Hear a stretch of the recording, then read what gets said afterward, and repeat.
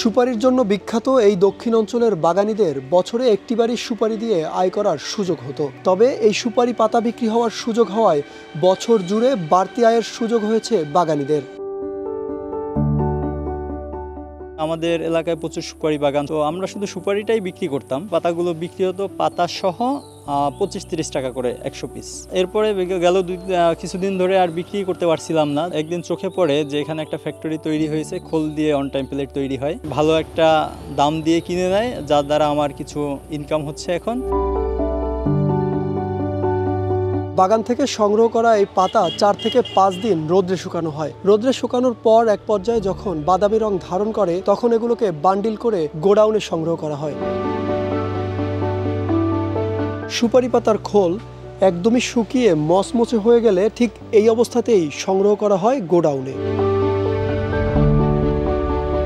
শুকিয়ে যাওয়া সুপারি পাতার খোলগুলো এই হাউজের মধ্যে ভিজানো হয় পরিষ্কার করা এবং জীবাণুমুক্ত করার জন্য। ভিজে যখন নরম হয়ে যায় তখন এটিকে নিয়ে যাওয়া হয় পরবর্তী ধাপে মেশিনে কাটিং করে নতুন প্রোডাক্টের রূপ দেওয়ার জন্য।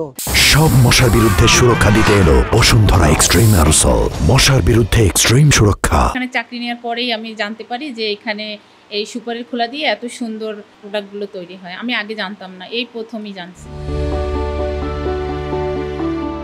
বাগান থেকে সংগ্রহ করা সুপারির পাতা বিভিন্ন প্রক্রিয়া শেষে চলে আসে এই মেশিনগুলো।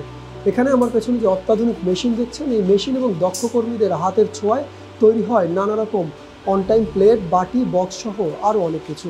আমাদের এখানে সুপারির খোলা দিয়ে ওয়ান টাইমের প্লেট, বাটি এইগুলো তৈরি হয় এবং বিপণন বিদেশের বাজারেই রপ্তানি করে থাকি। আমাদের দেশের বাজারে সেইভাবে এটা এখনো পর্যন্ত প্রচলিত বা চাহিদা সেভাবে না থাকায় আমাদের এটা বৈদেশিকভাবে পাঠাচ্ছি। দেশের বাজারে যখন চাহিদা থাকবে তখন আমরা দেশেই কম রেটে এটা দেওয়ার চিন্তা ভাবনা করতেছি। ফেলে দেওয়া সুপারির খোলের তৈরি এসব পণ্যের বেশ চাহিদা রয়েছে বিদেশে, যার ফলে এখন পর্যন্ত উদ্যোক্তাদের এসব পণ্য বিদেশেই রপ্তানি করতে হচ্ছে। তবে উদ্যোক্তারা বলছেন যদি দেশের বাজারে চাহিদা তৈরি হয় তাহলে এইসব পণ্য দেশের বাজারেও তারা নিয়ে আসবেন। দেশের বাজারে এসব পণ্য আসলে জাতীয় অর্থনীতিতে বেশ গুরুত্বপূর্ণ ভূমিকা রাখতে পারবে এই নতুন শিল্প। শুধুমাত্র অর্থনীতিতে ভূমিকা রাখবে তা কিন্তু নয়, একই সঙ্গে স্থানীয় পর্যায়ে তৈরি হবে কর্মসংস্থান, ঘুষবে বেকারত্ব। সাকিব হাওলাদার, RTV, বাগেরহাট।